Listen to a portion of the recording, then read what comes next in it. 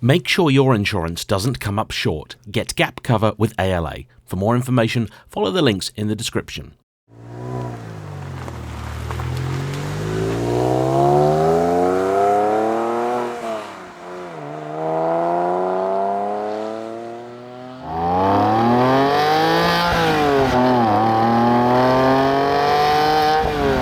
Hello everybody, today time to put on your rose-tinted spectacles and unpack the sick bag, for I am taking you on an unashamed guided tour down memory lane. Long-term viewers of the channel may have on occasion heard me mentioning the fact my mother once upon a time owned a 911. And today, more than a decade after the last time I saw it, I am reunited with that very car. This is going to be a very special and completely biased episode of JayEmm on Cars. Enjoy.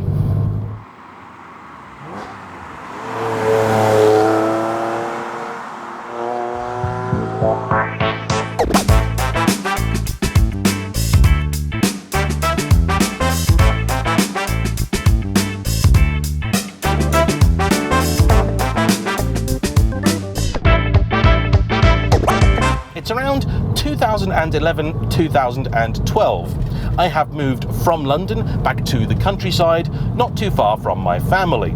I found somewhat gainful, semi-regular employment at a local Porsche independent. At the time, my mother had come into some money, and I was trying to tempt her to spend it on something for herself. She had spent so long looking after myself and my sister, I thought it was only fair she bought something that she enjoyed. Though not quite as committed a petrolhead as my father or myself, she always appreciated a nice car, and I was really desperate for her to buy the car she wanted, which was an Audi R8. However, back then they were still relatively new and somewhat expensive. However, undeterred, instead, I took a new approach and noticed that where I was working, they had in the corner a 993 Targa. It looked a little sorry for itself. And I asked the boss there, what's the deal? Because as far as I'm aware, it's not a customer car, it's also not on the website for sale. And it turns out they'd bought it at auction, and though it was a good car, it wasn't a great one. And at the time, in decent condition, it probably only would have been worth 25 or so grand at retail. I said to them then, well, okay, can we buy it? And they said sure, and we got it, I think, for about £14,000. But before we'd even taken delivery of it, I was talking with Mother one evening, and she was asking exactly what it was that I was doing at work. Now, as it happens, what I was trying to do was persuade them of the value of videos.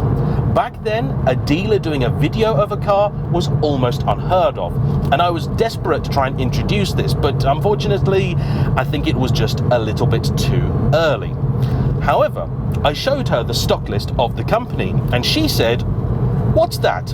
and pointed at a picture of this. Now, as it happened, I didn't really know myself, because though I could identify it as a 996 C4 in speed yellow with a nice aero kit on it, I hadn't actually seen the car. And she said, "Can we buy that?" It was up for sale at £16,000. And I said, well, yeah, let me ask. I've not even seen it at the workshop. It turned out that it was a car which had been previously sold by the company and was then coming back to them. And so, without having seen either of them in the flesh, my mother wound up buying not one, but two 911s. And over the next 18 months, we had the 993 done up. We also enjoyed this, took it on a trip to Europe, took it back to the factory, and had a fantastic time. Until, as it often does, reality bit, and both had to be sold to make way for more real-world concerns. And as soon as the car was gone, I missed it. I absolutely adored it. I wished that we could have kept it, but unfortunately, it was just not to be. However, in the short time that I did get to experience it, I made so many happy memories. Not just going to Europe with Mum, but getting to drive it about. It was my first real proper experience of a sports car in any meaningful way. It was how I got to know of the Sporting Bears. I did a couple of charity events with them. It was the first time I was out and about with a car that I, as a petrolhead, was very proud to say, yeah, I'm driving that.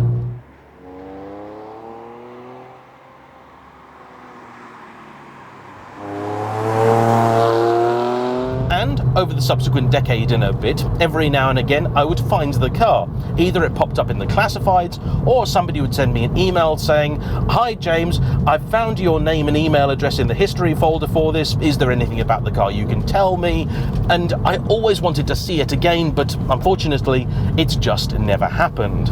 Then, a few months ago, I saw the car for sale once more at Friends Green Porsche, although I wasn't certain it was the same car.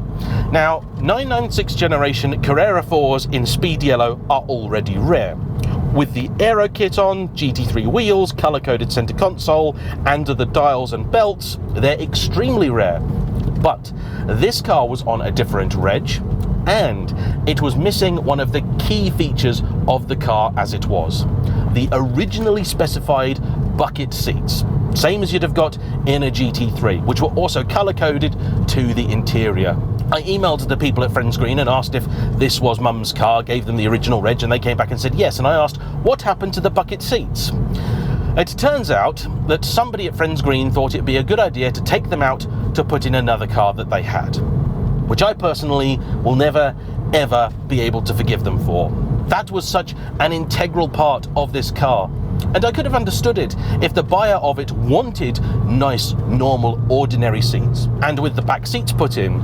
But that's not the case at all, for it is now owned by a lovely young lad called Luke, who has previously had a somewhat eclectic collection of things, including young person favourite Fiesta ST, a classic 1980s Mini, an MX-5, and now, as his first quote-unquote proper sports car, this.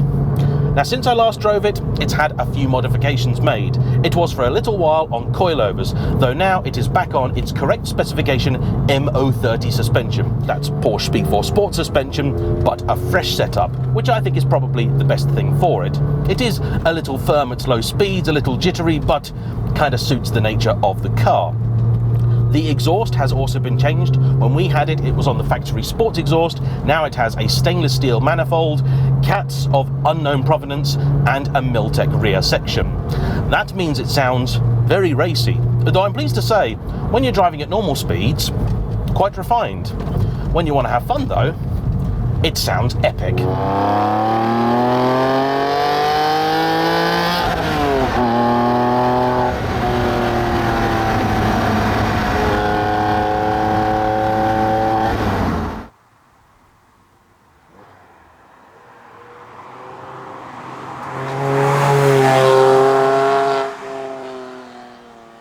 Other than the seats, a few things inside have been changed. The gear lever now is one from a 997, the head unit has been updated, though I was absolutely delighted to see the little surround here that I fitted for a double-din unit is still in place and looking good, and it's even got the original yellow leather fob that I bought for the car as well.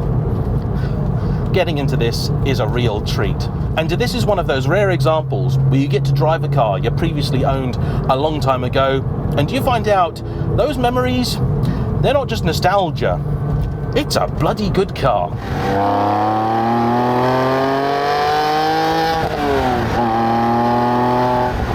I always felt like the 996 Generation 911 was criminally underrated.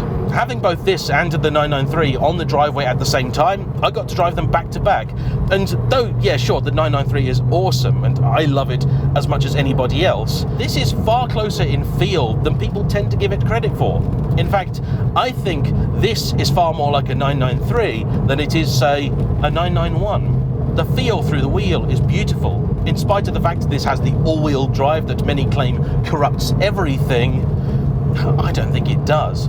What it does give you is just a little bit more confidence, and though in truth here with its 296 horsepower on tap, it's not exactly a speed machine or a tyre shredder, it does mean that if conditions are a little bit mixed, or like me, you live near farmers and they like to leave things on the road, it just gives you that little bit of safety net that I think as a young person I really appreciated. Today it wouldn't really bother me whether I had a C2 or a C4, I'd just want a good car. And that's what this is. Absolutely fantastic, this.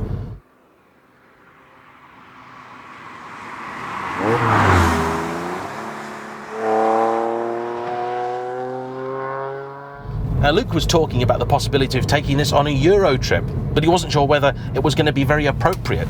Till I told them, of course, that, well, I'd already done it, and I thought it was brilliant. You also can easily forget with these things just how small they are, particularly in terms of width. This is a really narrow car, and means that on roads like this, I'm filming all of this week in the beautiful county of Yorkshire, God's own county, and this is perfectly suited. A modern day 992 would feel, well, in some cases, just a little bit daunting. This though, with a relative lack of power and size, you can push it, enjoy it, and do all of that without having to do silly speeds.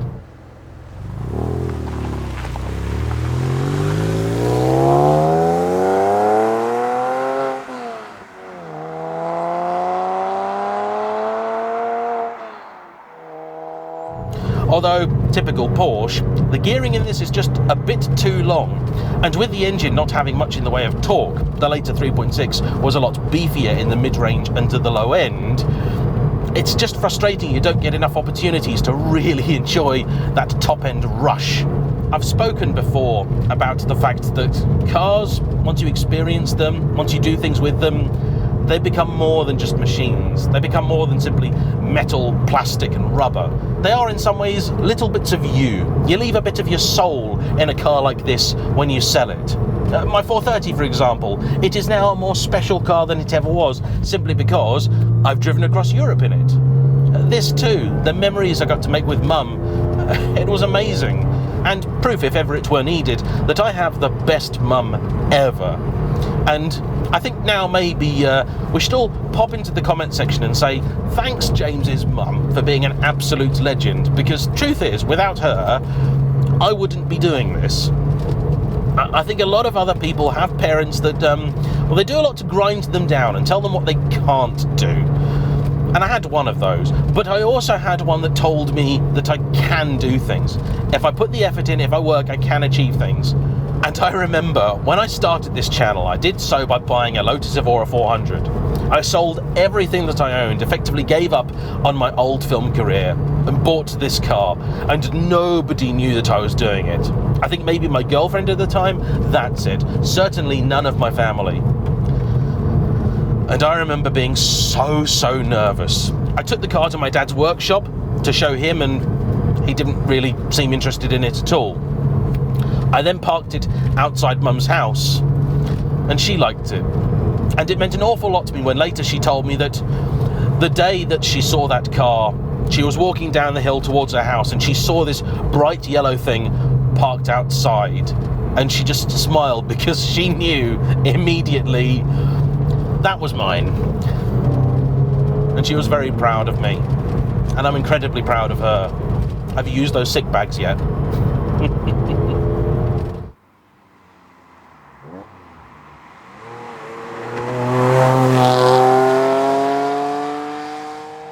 As for the car though, would I have one? Would I have this one? Well, I think if I could, yeah, I would like to buy this back.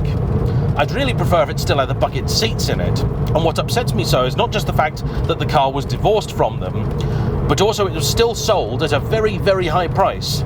I think Friends Green were asking something like £27,000 for this, which as 996s go, 996 Carreras, that's a lot of money. Now I know they've done a lot to it, refreshed quite a few different components, and all 996s really are of that age where if someone hasn't spent some money on them, well, you're going to have to. But this is also proof that when the money has been spent, they're wonderful things. This is a proper old school sports car. It moves, it weaves, it bobs, it dives, it's alive. The whole thing is so interactive. And no, it's not really that quick. A 987 Cayman S is easily as quick. And there are a great many cars out there you could buy for this money, or indeed a lot less, which are faster, certainly in a straight line. But this to me was the whole package.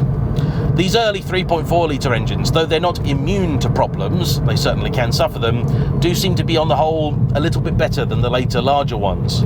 I'd have absolutely no qualms whatsoever about buying this car back if I could.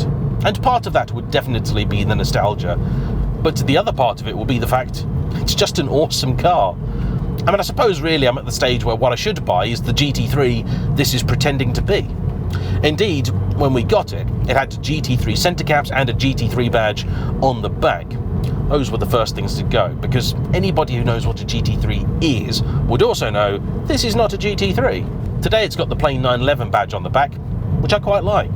Sounds a bit more like a GT3, courtesy of that exhaust, though of course doesn't go quite so well and isn't quite as hardcore. But it is a proper 911 through and through. Just looking in that rearview mirror, seeing that bright yellow spoiler cutting through the view.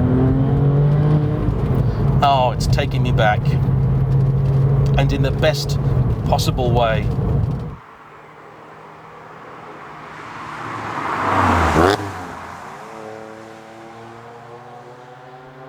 I'm so grateful to Luke for bringing this car out. I was really upset when Friends Green told me they'd sold the car before I could come down and drive it.